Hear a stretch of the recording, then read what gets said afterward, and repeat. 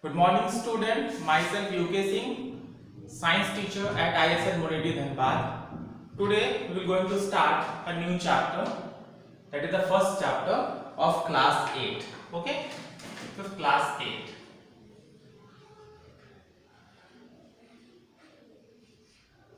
Class 8. Chapter name of the chapter is crop production and management. Okay, we have already studied in class 7 that plant can make their own food by the process of photosynthesis. Okay, so plant make their own food by the process of photosynthesis in the wild, but it was only about 10,000 years ago that man learned the art of agriculture. Okay, learn the art of agriculture. So what is agriculture or crop production means the same. So we will go with the definition of crop. So what is a crop? When plants of same kind are grown and cultivated at one place in a large scale. That means only one kind of plant. Either wheat, rice, paddy, wheat, rice, soya bean, groundnut, these kinds of plants. That means only one kind of plants that are grown in a large scale are known as crops. Now kinds of crops. So basically in India, according to seasons, the crops are divided into two kinds, that is based upon their seasons of sowing. For example, first one is the Rabi crop or winter season crops. Second one will be the Kharif or rainy season crops. Okay. So example of Rabi or winter season crops will be wheat, pea, gram, etc.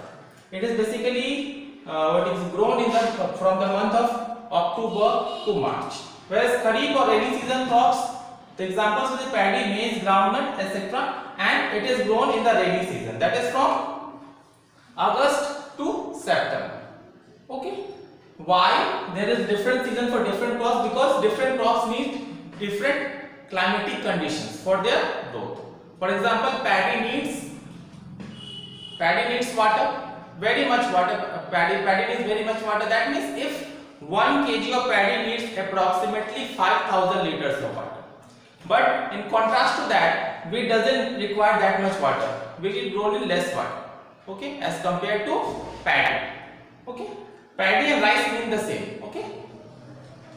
Now, according to climatic condition also, that is paddy, maize, or you can say the kharif crops are grown in rainy season. That is when the temperature is high and high rainfall and humidity. It requires high rainfall and humidity, whereas this requires cold climatic conditions. Okay. Now, whenever crop is grown, it is grown in different steps. Okay, there are different steps involving growing of crops. So let us see that which are the steps involved in crop production. Okay. Basic steps involved in crop production.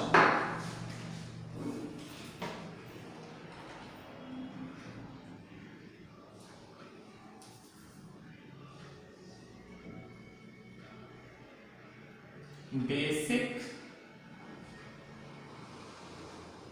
steps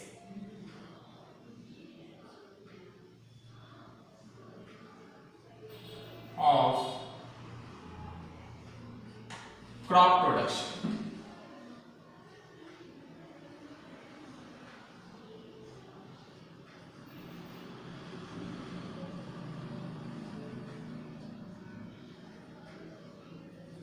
Okay, basic steps of crop production. The first step is the preparation of the soil. First step will be preparation of the soil.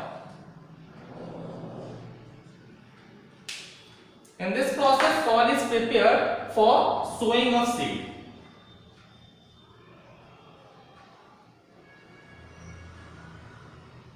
Preparation. Let me write it more larger.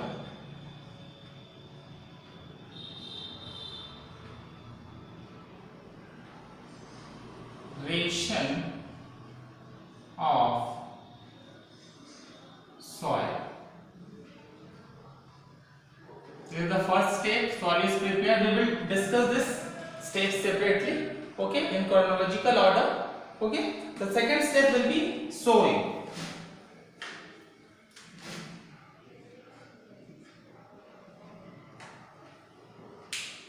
Sowing. Sowing means putting seeds in the soil.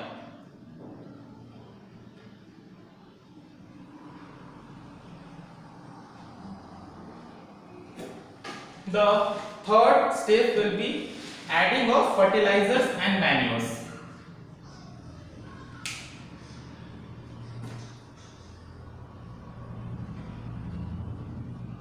Adding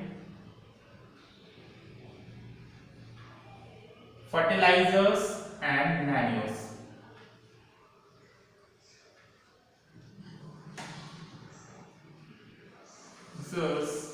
And manures.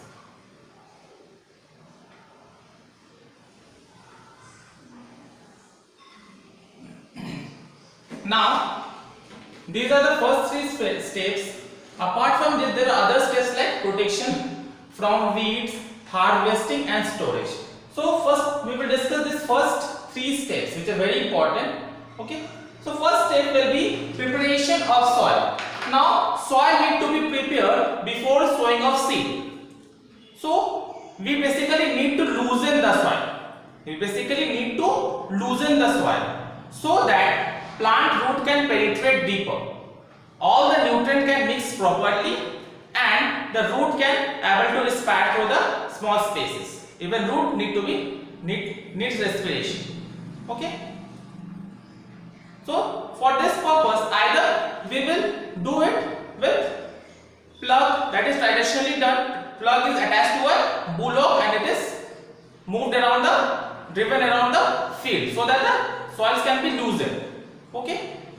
Another step involves is very very fruitful with introduction of earthworm. Now earthworm, when we introduce earthworm, it will grow in numbers, okay, and making small furrows in the soil. That is basically loosening the soil. Another advantage of this method is worm, the excreta worm is known as worm casting has a very nutritive property. It's very nutritive for the soil. It adds what you can say essential minerals to the soil, organic minerals to the soil. Now the second method or the modern method is a method which is being used by tractor driven harvesting. Okay, say tractor, which is known as tractor driven sowing, which has been done. What do you say? Okay, tractor driven plugging is been done. This is the modern method. Okay. So traditional method will be a plow. Traditional method will involve a plow that is driven by bullock or by even through the help of hoe it has been done. Okay. And the second method is plugging by tractor. Okay, by using tractor.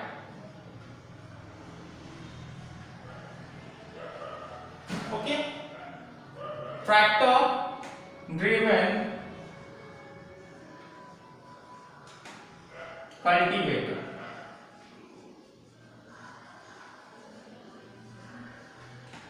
Okay, the first method is plug, which is plugging, which is done by a bullock.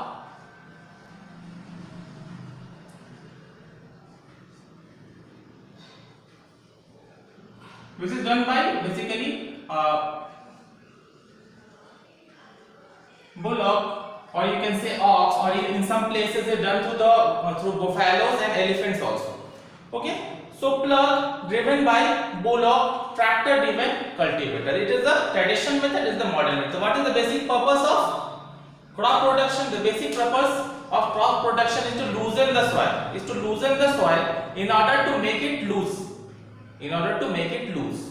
Okay, in order to make the soil loose and porous.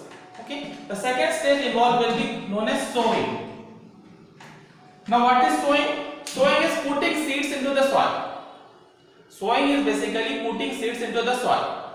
So how can we, first of all, the first step involved will be to choose a good quality of seed. Okay, the best method is to put the seed in water. The seed which are rotten or which are not fit for sowing will float in the water. So we can discard this seeds, and the other seeds which are heavier will sink at the bottom. These seeds can be used.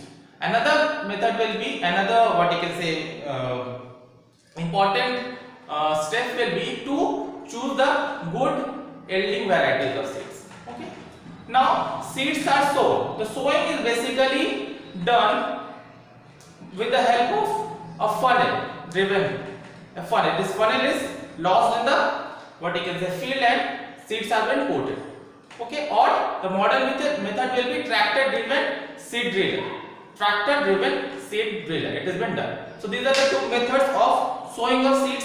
Now one more important thing which we should take care of, or which we should take cognizance, that the seeds should not be either, the depth of the seed should be proper. That means either it should not be so superficial and not neither too deep.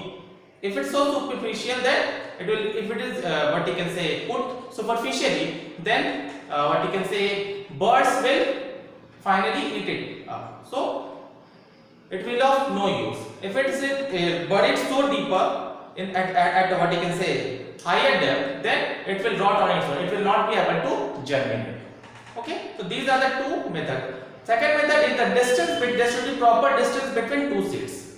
Okay, there should be a proper distance between two seeds depending upon the kind of plant. Okay, at least half feet or 1 feet depending on the kind of crops being grown.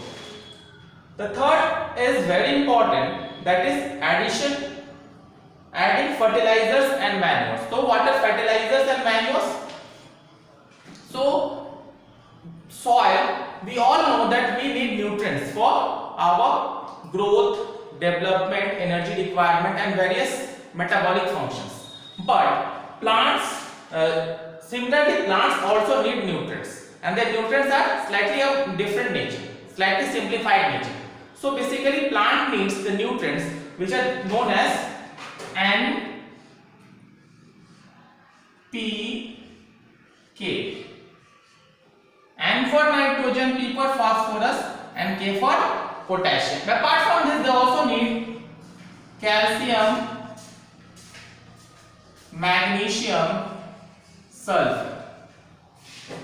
These are the basic nutrients which they need in bulk. Apart from the carbon and hydrogen, we are not mentioning because there is no shortage of carbon and hydrogen. It is always present in the soil. Apart from this, also needs other kinds of nutrients in trace amount. Includes zinc, iron, molybdenum, manganese, these kinds of minerals. But these minerals they need in bulk amount. Okay. Now these minerals need to be present in the soil for proper growth of plant.